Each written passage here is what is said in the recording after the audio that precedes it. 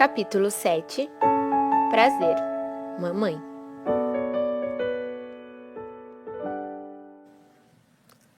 Ao chegar na sala de recuperação pós-parto, já me ligaram em novos aparelhos e medicações. Comecei a sentir um frio imenso e não conseguia parar de tremer. Via o fluxo de entrada e saída de mães com seus bebês. Escutava mães dizendo que amamentar doía muito, enfermeiras falando mal de pais de crianças atrasados com o enxoval dos bebês. Até que vi uma enfermeira entrando com o bebê nos braços pela sala. Parecia olhar para mim e sorrir. Na minha cabeça, ela estava com a minha filha. Porém, não passou de mais uma alucinação.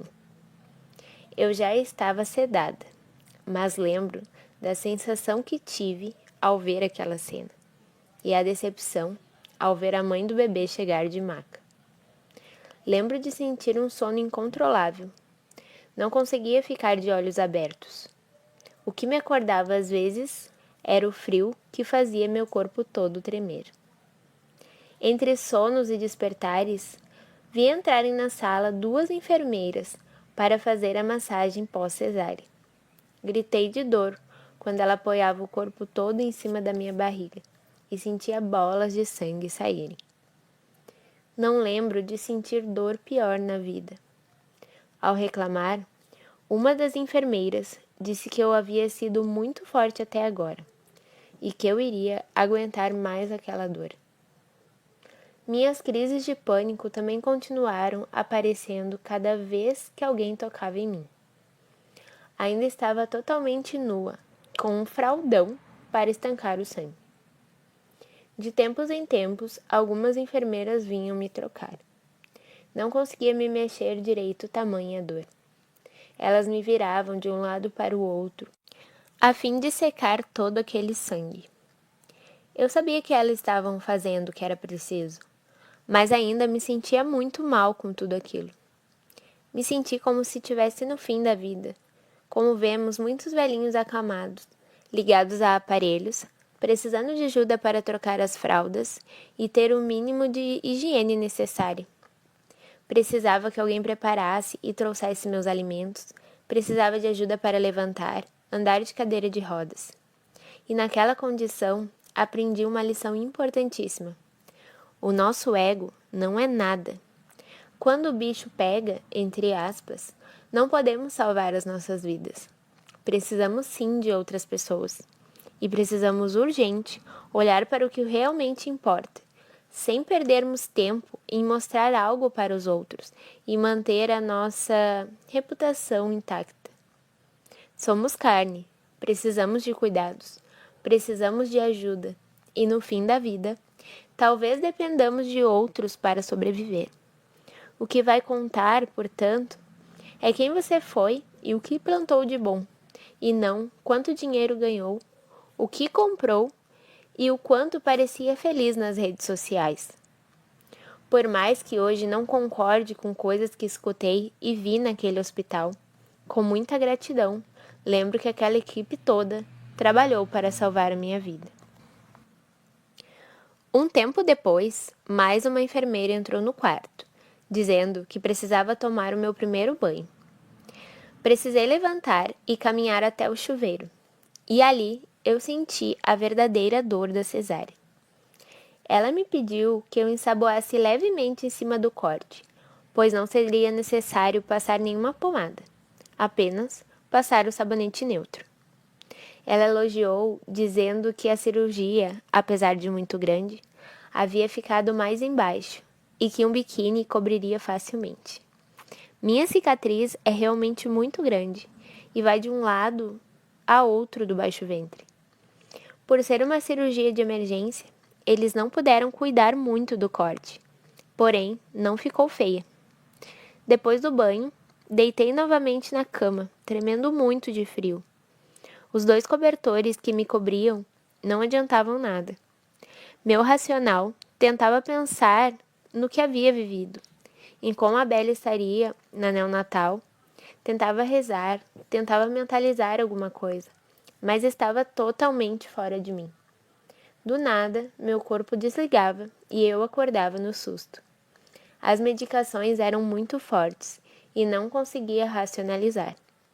Às vezes, a enfermeira via uma lágrima escorrendo pelos meus olhos e vinha conversar comigo.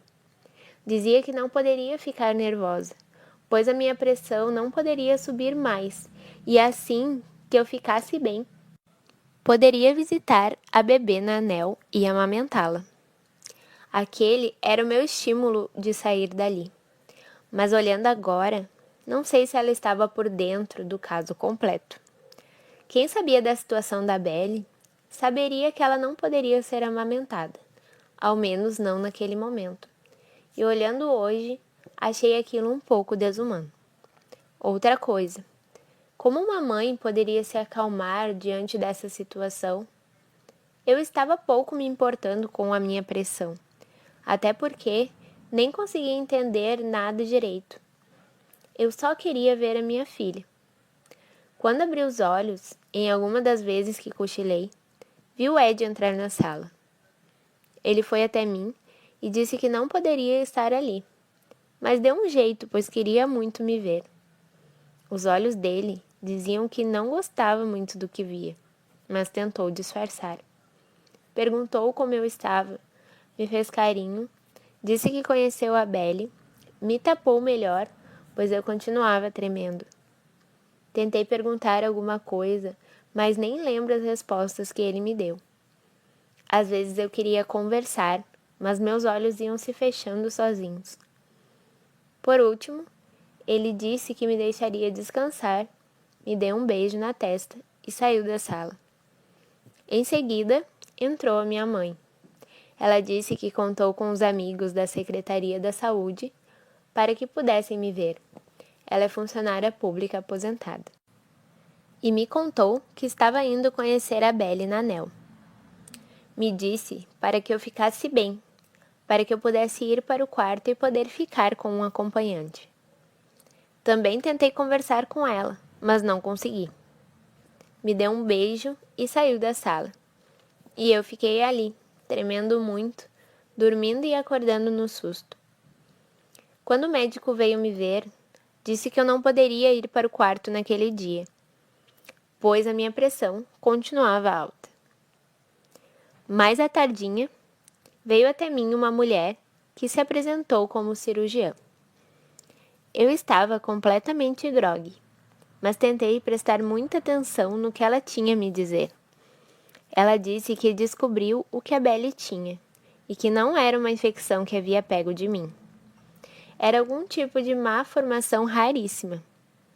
Já haviam drenado o líquido da barriguinha dela, mas precisavam fazer uma cirurgia de emergência para que não voltasse a acontecer. Ela explicou por cima, ou eu entendi de forma rasa. Mas eu a pedi que fizesse o que fosse preciso. Então, ficou decidido que a cirurgia seria feita no dia seguinte. Mais uma vez, as lágrimas escorriam pelo meu rosto. Eu estava desesperada, mas ainda assim, parecia que aquilo não estava acontecendo.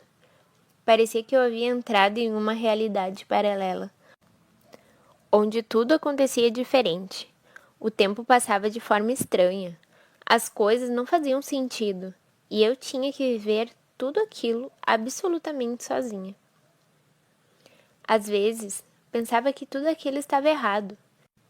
No auge do meu desespero, cheguei a pensar ter sido enganada e que haviam trocado a minha bebê, como nas novelas. Como posso ter tido exames perfeitos na gravidez e depois acontecer tudo isso? Mas depois lembrei que vi na ecografia que fiz dentro do hospital que ela realmente estava com a barriguinha inchada.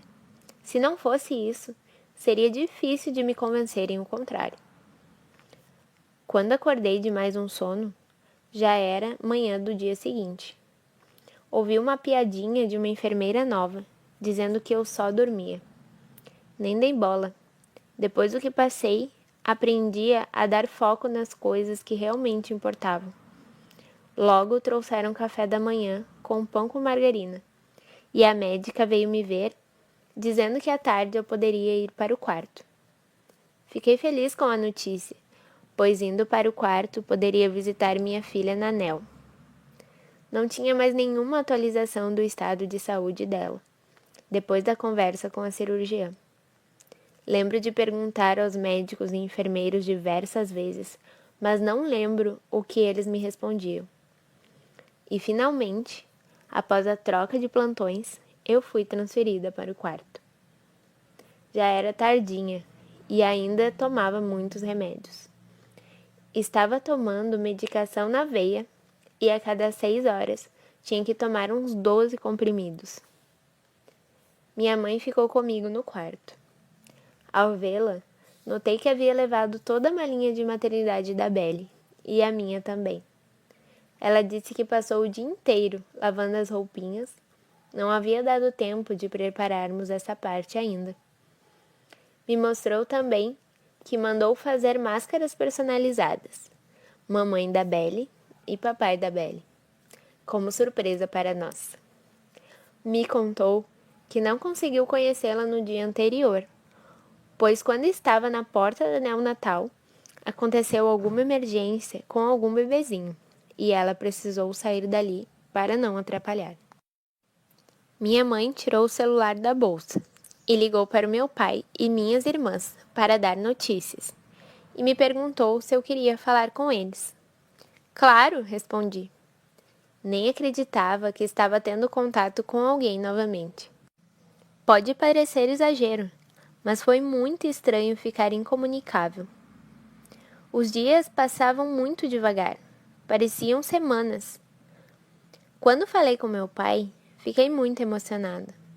Ele me contou que estava rezando por mim e pela Belle, e que havia pedido orações nos grupos da família e das igrejas, que todos estavam em uma grande corrente de oração por nós.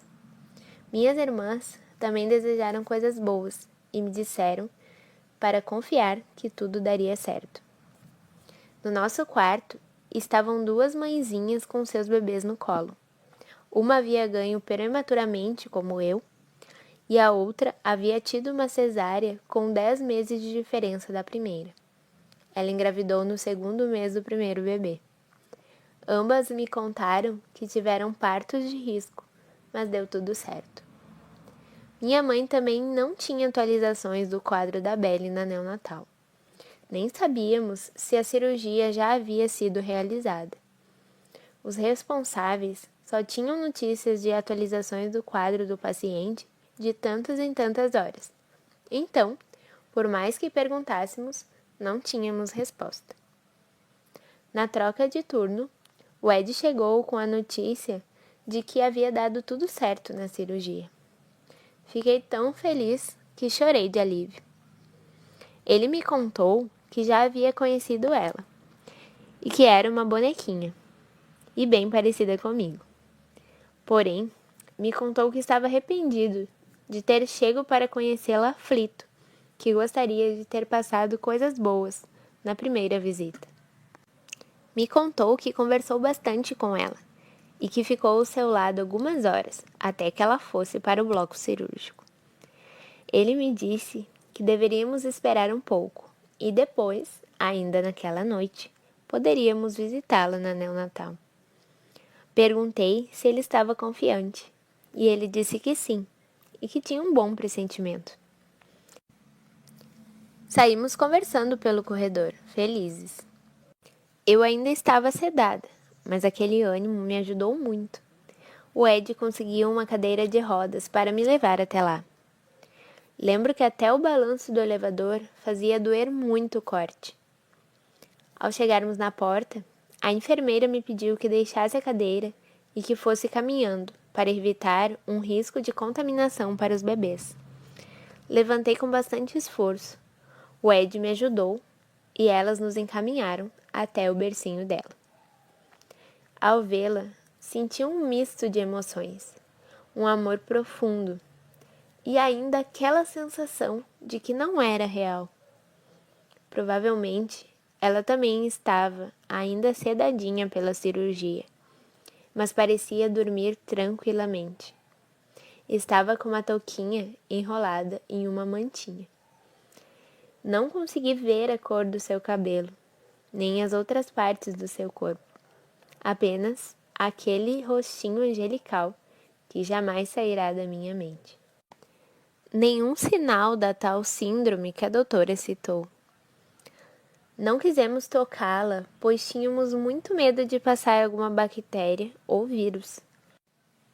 Parecia tão frágil, mas foi tão guerreirinha. Com um dia de vida, passou por mais desafios que muitos adultos. Falei, prazer, mamãe. E, então foi a senhora que chutava as minhas costelas? Não queria chorar na frente dela. Queria ser forte e passar a minha confiança de que ela logo sairia dali. Eu ainda estava muito fora de mim e com muita dor. Não sabia o que estava falando, mas sabia o alívio que sentia em vê-la. Perguntei à doutora como estava o quadro dela, e ela disse que havia resistido à cirurgia, mas que a recuperação ainda era extremamente delicada. Abençoei minha filha, mesmo sem tocá-la. Deus te abençoe, te amo. E voltei para o quarto. Deitei na cama aliviada, e mais uma vez peguei no sono. O Ed ficou acordado, enviando mensagens no WhatsApp, contando que havia dado tudo certo na cirurgia. Às 3 da manhã, eu acordei do nada. Chamei o Ed, que estava do meu lado, e disse que precisava ir ao banheiro. Senti uma vontade grande de rezar, mentalizar, falar com Deus, mas a minha mente estava exausta, não conseguia pensar em nada. Então, pedi para que o Ed enrolasse na minha mão um tercinho que havíamos levado. Ele enrolou, me ajudou a levantar e fomos ao banheiro. Depois, me ajudou a deitar na cama e ficamos olhando os outros bebês dormirem. Um ameaçava que ia chorar e dormia de novo. Achamos graça. Foi então que bateram na porta. Quando abriu, era uma enfermeira da neonatal, pedindo que nós dois descêssemos lá.